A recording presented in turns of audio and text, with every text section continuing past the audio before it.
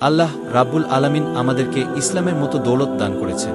এটা আমাদের উপর আল্লাহ তাআলার অনেক বড় দান ও ইহসান। একদিন নবীজির দরবারে কিছু লোক এসে নিজেদের ইসলাম গ্রহণ করার বিষয়টি প্রকাশ করল। তবে তাদের প্রকাশভঙ্গিতে এমন ভাব ছিল যে তারা যেন ইসলাম গ্রহণ করে নবীজির উপর অনেক বড় দয়া করেছে। তখন আল্লাহ রাব্বুল আলামিন এক আয়াতে বলে, তারা ইসলাম কবুল করে আপনার উপর নিজেদের অনুগ্রহ প্রকাশ করতে চাচ্ছে, আপনি বলে দিন, তোমরা ইসলাম গ্রহণ করে আমার উপর অনুগ্রহ করেছ এরকম মনে করো না, বরং এটা তো আল্লাহ পাকের অনুগ্রহ যে তিনি তোমাদের অন্তরে ইসলামের হেদায়েত দান করেছেন। এটা তোমাদের জন্য আল্লাহ প্রদত্ত নেয়ামত। সূরা হুজুরাত আয়াত ১৭। আল্লাহ তাআলা যে আমাদেরকে এত বড় নিয়ামত দান করেছেন, এই নিয়ামতের শুকরিয়া হলো ইসলামী বিধিবিধান মোতাবেক জীবনযাপন করা। কিভাবে ইসলামের উপর চলব সেই ইলম শিক্ষা করা। সম্মানিত মুসলিম ভাই ও বোনেরা, আসসালামু আলাইকুম ওয়া রাহমাতুল্লাহি ওয়া বারাকাতুহু। আমরা আজ এখানে সমবেত হয়েছি আল্লাহ তাআলার নির্দেশনা অনুযায়ী একজন মুমিনের জীবন কেমন হওয়া উচিত তা নিয়ে আলোচনা করতে। আল্লাহ তাআলা আমাদেরকে সৃষ্টি করেছেন এবং তার ইবাদত করার জন্য আমাদের পৃথিবীতে পাঠিয়েছেন। একজন মুমিনের জীবন কেমন হওয়া উচিত তা আমরা কুরআন ও হাদিসের আলোকে জান। ঈমান ও তাকওয়া। প্রথমেই আমাদের কথা বলতে হবে ঈমান ও তাকওয়া সম্পর্কে। ঈমান হলো আল্লাহ, তার ফেরেশতা, তার কিতাব, তার রাসূল, পরকাল এবং তাকদীরের উপর বিশ্বাস স্থাপন করা। তাকওয়া হলো আল্লাহভীতি ও সতর্কতা, যা একজন মুমিনকে সঠিক পথে পরিচালিত করে। আল্লাহ বলেন, হে মুমিনগণ, আল্লাহকে ভয় করো যেমনভাবে তাকে ভয় করা উচিত। সূরা আল ইমরান ১০২। একজন মুমিনের জীবনের প্রতিটি কাজেই তাকওয়ার ছাপ থাকতে হবে। আমাদের মনে রাখতে হবে যে আল্লাহ সবকিছু দেখছেন এবং তিনি আমাদের প্রতিটি কাজের বিচার করবেন। সালাত, নামাজ। নামাজ একজন মুমিনের জীবনের অত্যন্ত গুরুত্বপূর্ণ অংশ। নামাজ হলো আল্লাহর সাথে সম্পর্ক স্থাপনের মাধ্যম এবং এটি আমাদের দৈনন্দিন জীবনে নির্দেশনা ও শৃঙ্খলা প্রদান করে। আল্লাহ বলেন, নিশ্চয়ই সালাত মুমিনদের জন্য নির্ধারিত সময়ে আদায় করার বিধান। সূরা আন-নিসা ১০৩। নামাজ আমাদের জীবনের শৃঙ্খলা বজায় রাখতে সাহায্য করে এবং আমাদেরকে আল্লাহর নিকটবর্তী করে। ৫ ওয়াক্ত নামাজ নিয়মিত আদায় করা একজন মুমিনের প্রধান দায়িত্ব। কুরআন তিলাওয়াত। কুরআন হলো আল্লাহর বাণী এবং এটি একজন মুমিনের জীবনের পথপ্রদর্শক।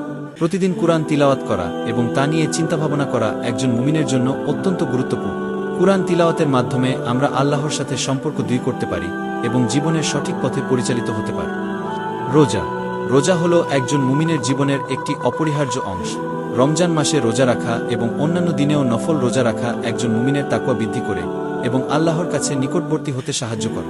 আল্লাহ বলেন, হে মুমিনগণ, তোমাদের জন্য রোজা ফরজ করা হয়েছে যেমন তোমাদের পূর্ববর্তী উম্মতের উপর ফরজ করা হয়েছিল, যাতে তোমরা তাকওয়া অর্জন করতে পারো। সূরা আল বাকারা ১৮৩। রোজা আমাদের আত্মশুদ্ধির একটি উপায় এবং এটি আমাদের ধৈর্য ও সহনশীলতা বৃদ্ধি করে। সদাচরণ ও নৈতিকতা। একজন মুমিনের জীবনে সদাচরণ ও নৈতিকতা অত্যন্ত গুরুত্বপূর্ণ। মুমিন হিসেবে আমাদের সদাচরণ, বিনয় এবং সহমর্মিতার মাধ্যমে সমাজে একটি ইতিবাচক প্রভাব বিস্তার করা উচিত। রাসূল সাল্লাল্লাহু ওয়াসাল্লাম বলেন, তোমাদের মধ্যে সেই ব্যক্তি উত্তম যার চরিত্র উত্তম। সহিহ বুখারী। আমাদের আচার ব্যবহার, কথাবার্তা ও কাজের মাধ্যমে আল্লাহর সন্তুষ্টি অর্জন করতে হবে এবং অন্যদের জন্য উদাহরণ সৃষ্টি করতে হবে। ইবাদত ও দোয়া। ইবাদত হলো আল্লাহর প্রতি বন্দেগী করা এবং তার সন্তুষ্টি অর্জন করা। ইবাদতের মধ্যে সালাত, রোজা, হজ, যাকাত ইত্যাদি অন্তর্ভুক্ত। এছাড়া দোয়া করা একজন মুমিনের জীবনের অপরিহার্য অংশ।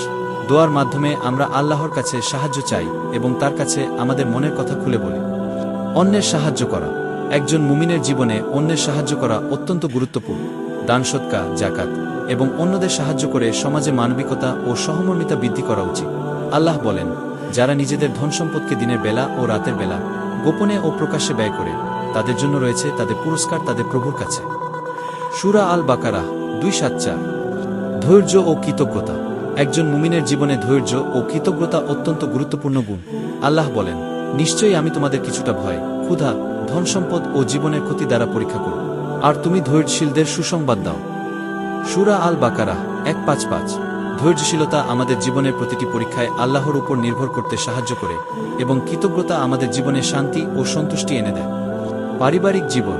একজন মুমিনের পারিবারিক জীবন হওয়া উচিত সুখী ও শান্তিপূর্ণ।